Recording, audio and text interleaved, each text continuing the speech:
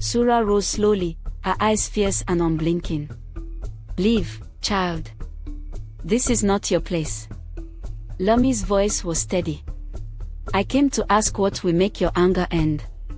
For a long moment, there was only the sound of water lapping at the shore. Then Sura tilted her head. No one had asked her that before. "My shell," she said, her voice low and trembling like a current against thorns. "Bring it back. Return what was stolen, and I will let the river flow for all."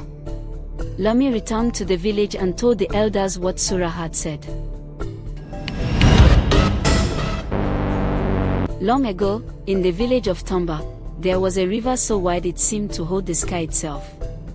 It was called Noku, and its waters were as clear as glass in the dry season and as strong as a raging bull when the rains came.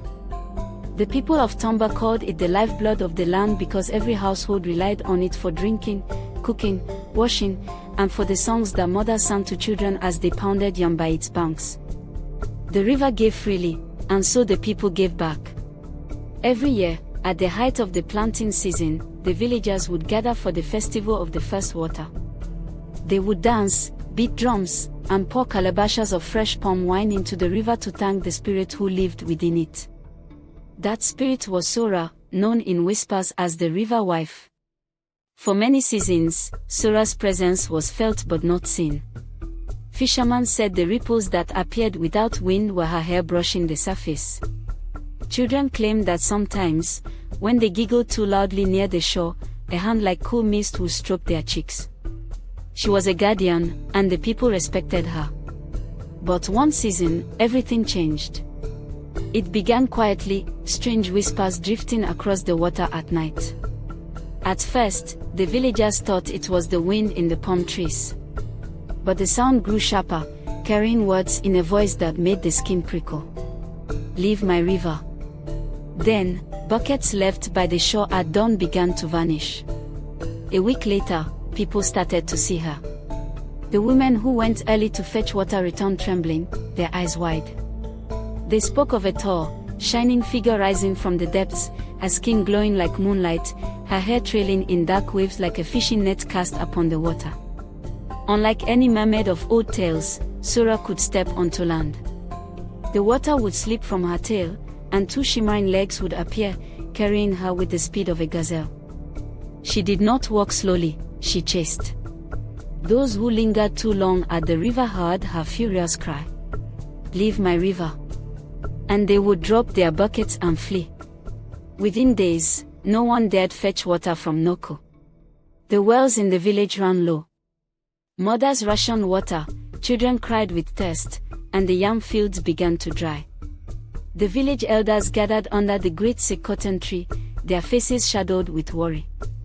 The oldest among them, Elder Barrow, sat silently for a long time before speaking in a voice like the rustle of dry leaves. "This is because of what Chief Duma once did," he said. The others leaned closer. Few in Tomba still remembered the old chief. Barrow told the story. Many seasons ago, during a terrible drought, Chief Duma had heard of a treasure hidden deep in the river, Sura's golden shell, said to hold the song of the river. The shell was no ordinary thing, it carried the hum of flowing water, the laughter of rains, the whisper of reeds in the wind. In desperation, Duma had ordered his men to dive into the depths and steal it. They did so without asking Sura's permission, without offering any gift or sacrifice. The shell was taken to the chief's hut, hidden away. That year, though the rains returned, the river lost its sweetness. The fish became scarce. And Sura, wounded by betrayal, swore that no one would drink from her waters again. The elders had tried to speak with her in the past, but Sura would not listen. Warriors tried to fight her, but each time she slipped into the water and vanished like mist. The women of Tomba left offerings by the shore, gourds of palm wine, necklaces of cowrie shells, baskets of yams, but they floated away untouched. Now, with water running out, the people's fear turned to desperation. One evening, as the villagers sat in silence, a small voice broke through. "I can talk to her," said Lami, a girl no taller than a water jar. She was quiet by nature, known for listening more than she spoke. She had a way of noticing things others missed, the way a leaf tilted before rain, the difference between the calls of morning and evening birds. The elders laughed gently. You are too small. Sura will chase you like the rest. But Lami shook her head. She will not chase me. I will go with no bucket, no god, nothing but words. Before dawn, when the mist still curled like sleeping snakes above the water, Lami set out. She wore a simple wrap and carried a small pouch of kola nuts, not as an offering, but as a sign of peace. Along the path, she passed the old fisherman Jero, who warned her. Child, the river wife does not listen to human tongues anymore. She passed Mother Odi, the herbalist, who pressed a charm of braided grass into Lami's hand. For courage, Odi said. The forest seemed to watch her as she walked. The birds grew silent, and the air thickened with the scent of wet earth. At the edge of Noku, Lami stood still. She could feel the river breathing. From the depths, the water began to swell. Sura rose slowly, her eyes fierce and unblinking. Leave, child. This is not your place. Lami's voice was steady. I came to ask what will make your anger end. For a long moment, there was only the sound of water lapping at the shore. Then Sura tilted her head. No one had asked her that before. My shell, she said, her voice low and trembling like a current against stones. Bring it back.